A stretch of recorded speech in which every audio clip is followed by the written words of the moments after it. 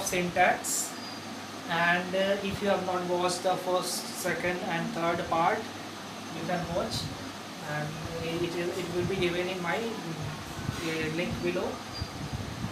In this fourth video, I would like to introduce this topic, introductory there, use of introductory there and introductory it. As this topic is coming under the head syntax. So syntax basically is the rules for agreement of subject and verb. Subject and verb का agreement, subject and verb का agreement का meaning है कि suitable verb का use करना होता है हमें सब्जेक्ट, सिंगुलर सब्जेक्ट के साथ सिंगुलर वर्ब और प्लूरल सब्जेक्ट के साथ प्लूरल वर्ब का यूज करना होता है। ये बेसिक रूल है। बट इंट्रोडक्टरी इट के साथ क्या कुछ खास है, इंट्रोडक्टरी देयर के साथ इस वीडियो में हम जानेंगे। क्योंकि जनरली इंग्लिश में जहाँ भी सुने होंगे आपने, there was a king, there were 3 son of a farmer, इस तरह का सेंटेंस आपने सुने होंगे। तो आज हम इन्हीं सब चीज़ों से शुरुआत करते हैं। इंट्रोडक्टरी देयर, सबसे पहले इंट्रोडक्टरी देयर कहने से ही मालूम हो रहा है, there was a king, I am writing there was a king, एक राजा था। इट्स एक राजा था। जनरली स्टोरी जहाँ शुरू होता है तो there was a king, it comes, तो हमने कहा सिंगुलर सब्जेक्ट के साथ सिंगुलर और प्लूरल सब्जेक्ट के साथ प्लूरल। तो ये सब्जेक्ट सिंगुलर है या प्लूरल, ये डिसाइड करना it is not easy. I am writing another sentence that it will be easy.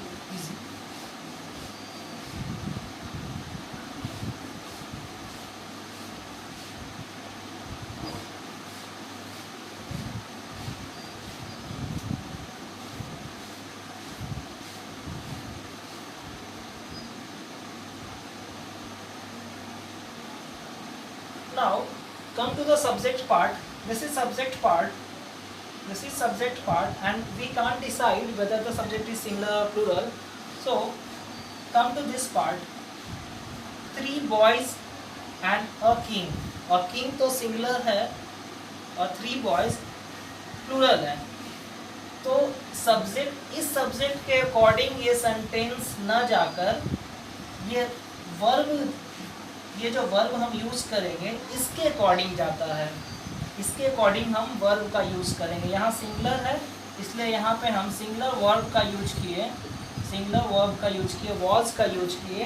Otherwise in the next sentence हम देख सकते हैं प्लूरल वर्ब है 3 बॉयज़, तो यहाँ पे प्लूरल वर्ब का यूज़ किए।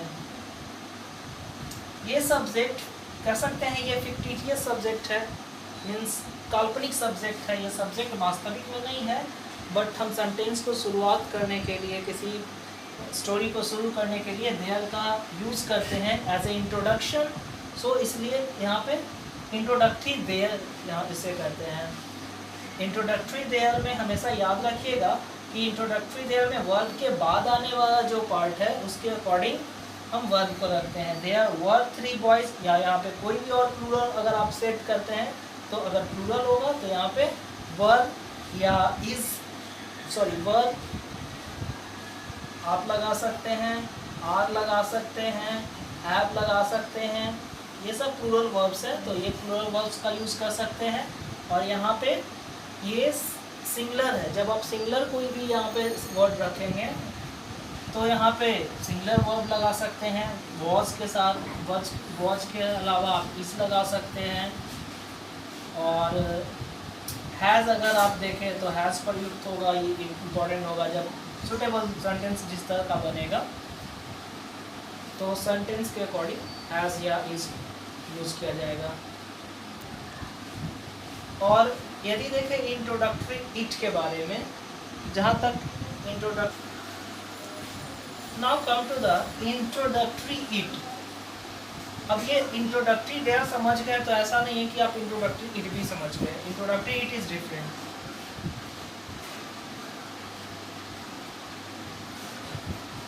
इट का use, it is hot,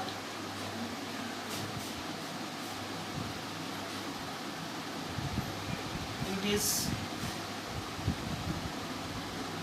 summer. आपने देखा होगा कि इट के बाद हमेशा इस तरह, इसे इंट्रोडक्टरी इट कहते हैं। इंट्रोडक्टरी इट मीन्स जब इट से सेंटेंस शुरू हो रहा हो, तो सेंटेंस जनरली इट से स्टार्ट होता है, तो इंट्रोडक्टरी इट के बाद हमेशा सिंगुलर ही होगा, कभी प्लूरल होगा ही नहीं। एक एग्जांपल लेते हैं, आपको थोड़ा डिफरेंट लगेगा। It is 3 boys, it is 3 boys। तो आप सोच रहे होंगे इट इज 3 boys कैसे हो गया?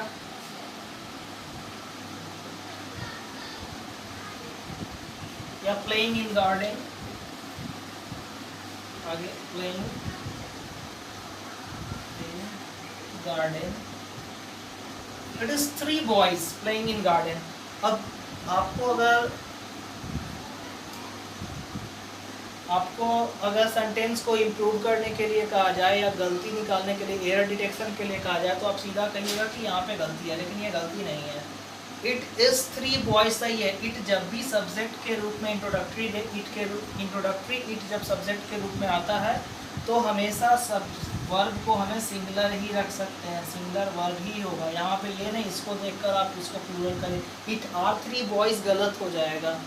इट इस हमेशा इट के साथ आप सिंगुलर वर्ब ही यूज़ करें।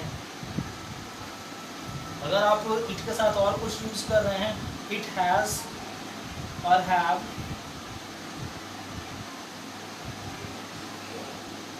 been done, तो it has been done और it have been done, तो ऑब्वियसली अगर ये आपको यूज़ नहीं करना है, सिंगुलर ही यूज होगा, it has been done। तो it के साथ हमेशा सिंगुलर वर्ब का यूज़ करते हैं। रिलेटिव प्रोनाउन, सबसे पहले रिलेटिव प्रोनाउन कहते किसे हैं? तो रिलेटिव प्रोनाउन एक एग्जांपल से समझें।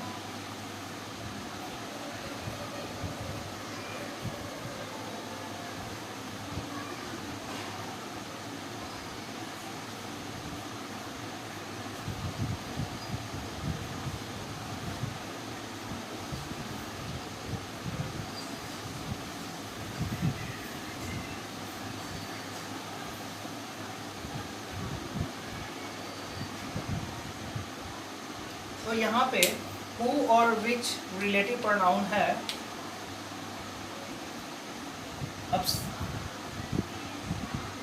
अब ये समझना है कि who के बाद जो हम यहाँ पे is लगाएं, ये why I use the verb is here, you in this,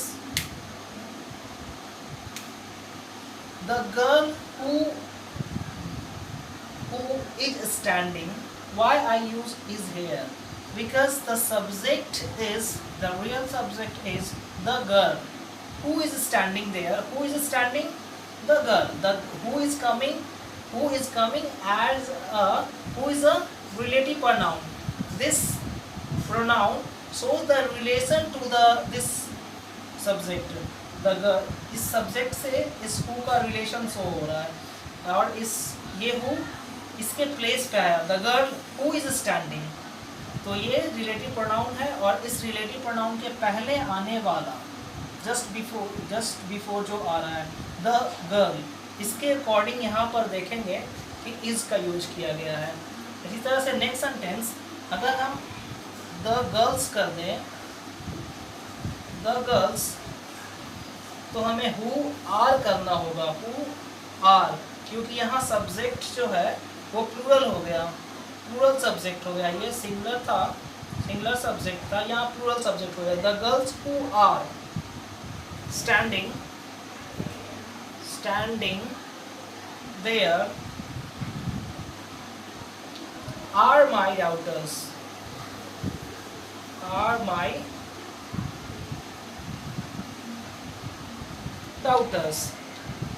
तो आपको देखना होगा कि रिलेटिव प्रोनाउंस कॉन्सेप्ट को समझना बहुत ज़रूरी है। If you don't understand the concept in exam, you will not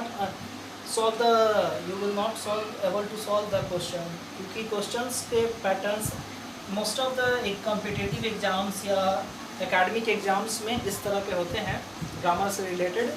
तो आपको ये समझना होगा कि क्वेश्चन का में कॉन्सेप्ट क्या है। कॉन्सेप्ट ये है कि हु के पहले का सब्जेक्ट चेक करेंगे। यहाँ पे भी हु के पहले का सब्जेक्ट ये प्लूरल है, तो इसके आगे हम आर ही लगाएंगे, यहाँ इस लगाएंगे तो गलत होगा, और यहाँ पे आर लगा देंगे तो गलत हो जाएगा।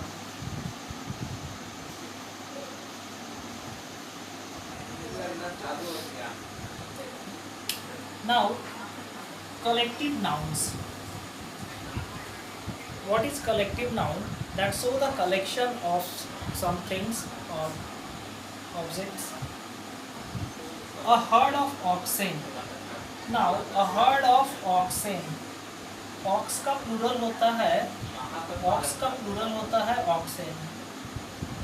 तो a herd of oxen means ऑक्सेन का हर्ड है, झुंड है।